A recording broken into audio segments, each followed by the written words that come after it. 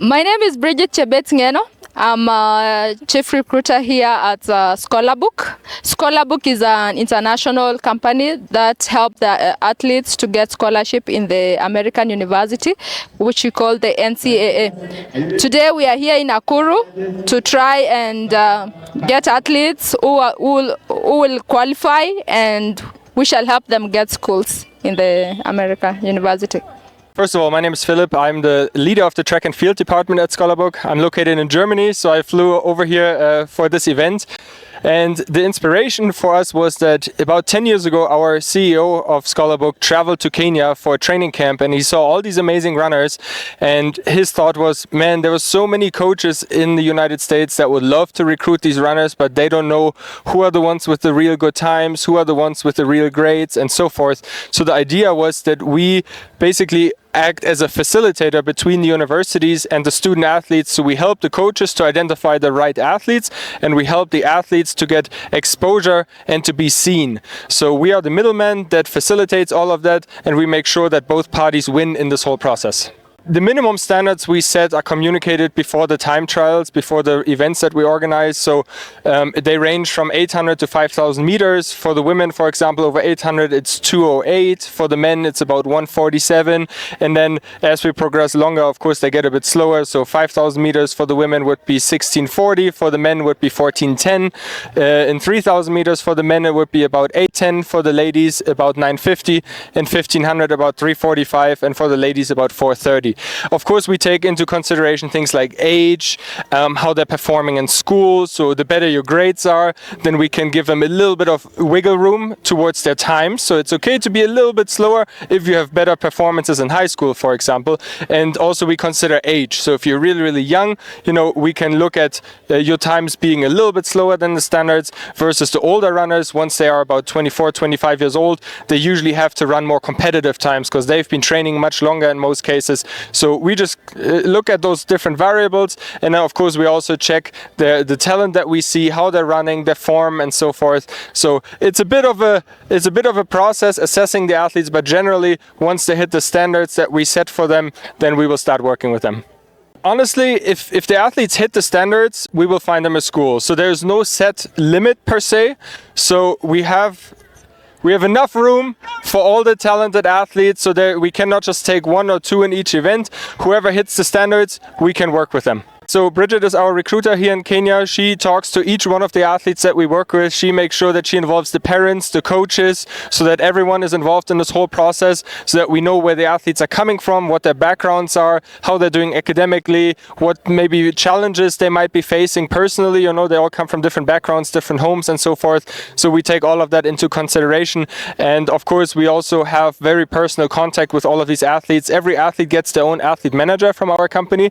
So we will work with them day by day, and we will figure out very, very quickly how each one of them are ticking, and how each one of their characters. And of course, academic backgrounds are checked as part of the recruiting and onboarding process at the very beginning stages of our process with them.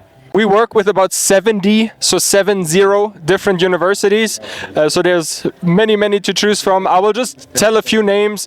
For example, University of Alabama, LSU, so Louisiana State, Texas A&M University, Texas Tech University, University of Colorado, University of Utah. There's many out there. We also have some junior colleges. We also have some NAIA schools. So there's different federations. We work with both of them. We also work with Division II schools, and about 60 of the 70 are NCAA Division I schools. So all the athletes are going to get a stipend. In most cases, they're going to get their flights paid to America, so they'll be very well taken care of. They can study whatever they want, nursing, engineering, they can become doctors. It's completely up to them. A scholarship usually lasts for 4 years, so that's how long the athletes normally take to finish their undergraduate degree. And as part of a full scholarship, the athletes will get their school fees paid, they will get their housing paid, they will get their food paid, health insurance, all the equipment that they need for competitions, so clothing, shoes, spikes, whatever.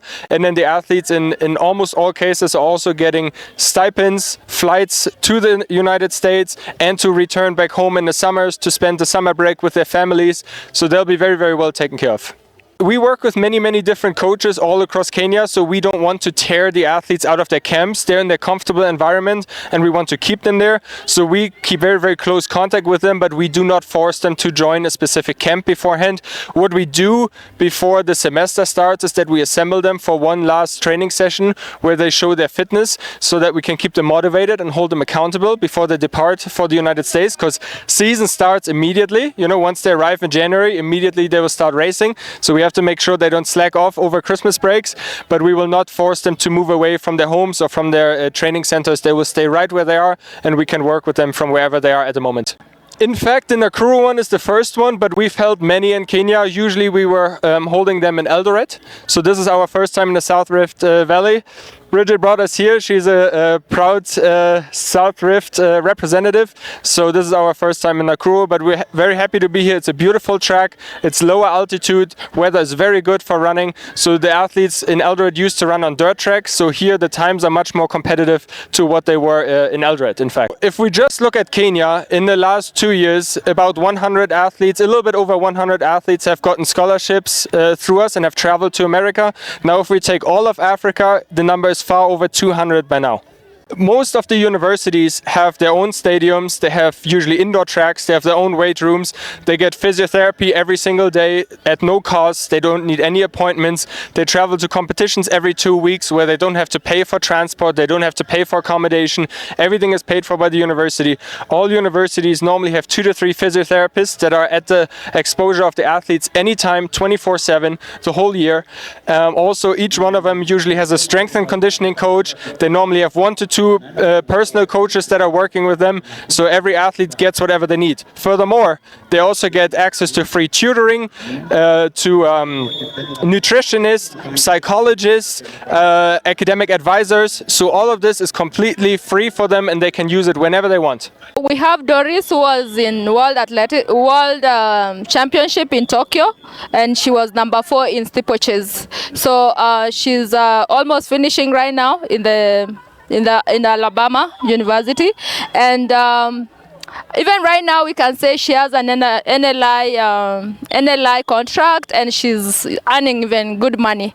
And she comes from humble background, but now the story has changed. Doris has straight A's. She's never got a single B in her university, so she's an exceptional student. She's been voted a Student Athlete of the Year 3 times in a row, and she's about to graduate with her degree in next summer. So she's not only a world-class athlete, has not only signed a contract, but she will also get a degree with honors at the University of Alabama, and she's originally from West Pokot.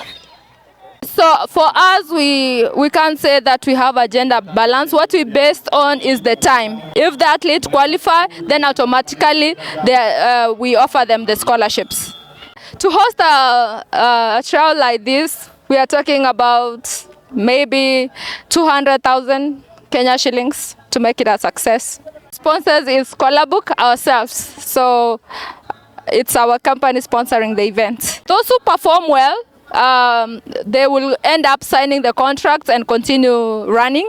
And there are those who want to come back to Kenya and maybe enter into the careers or for the profession that they went and learned there.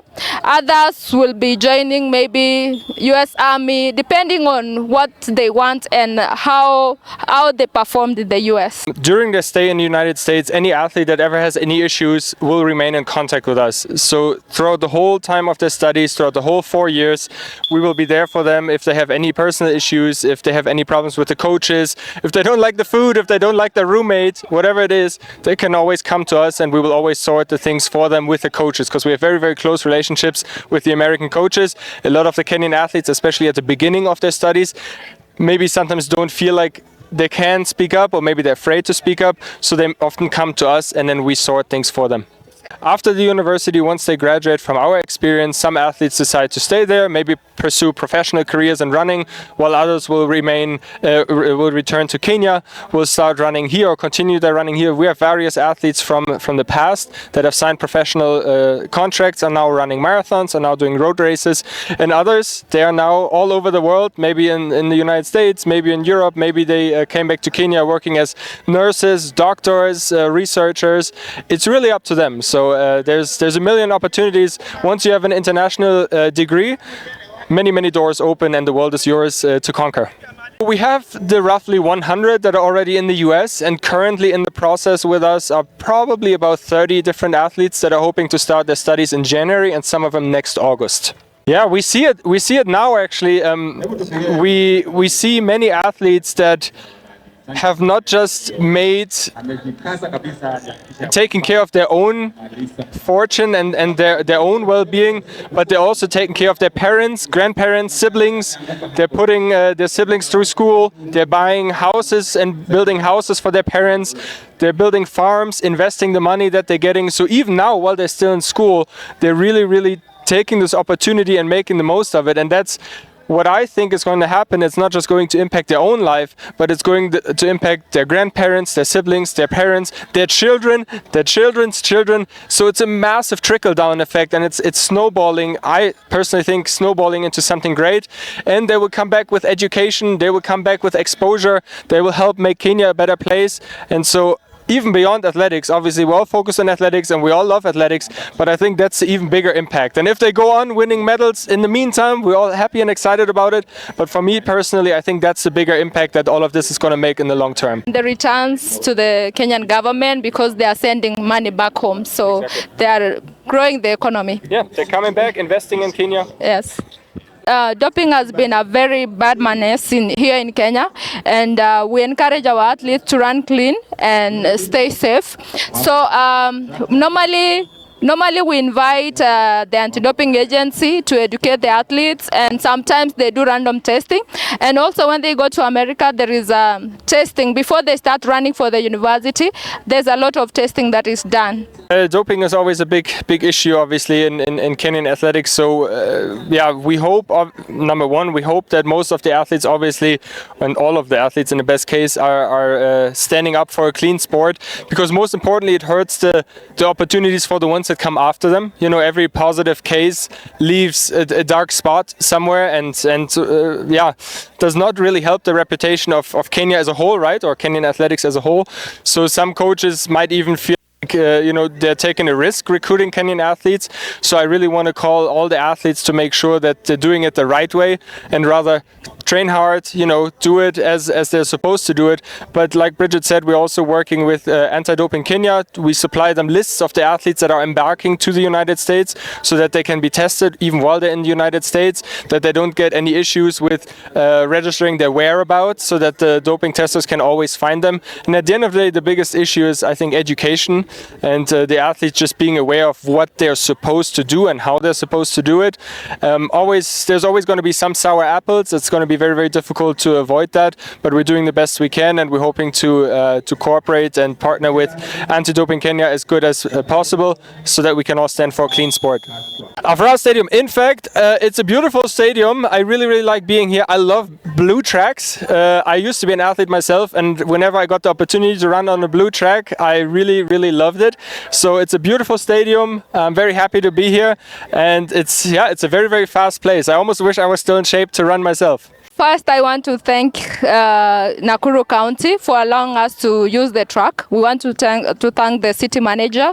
We want to thank the governor for accepting us. It is a beautiful track, and it is the fastest. People know in Kenya that it is the fastest track in Kenya, and these athletes, they travel from far away. We have those who came from Keringet, Kuresoi, those who came from Nyahururu, Naivasha. We have also those who came from Iten, Machakos, different parts of Kenya, Kericho, Bomet. So you can imagine this one resource can bring people together. So we are so thankful to the government of Nakuru, and we pray for them, like they get more fundings and they can help the athletes.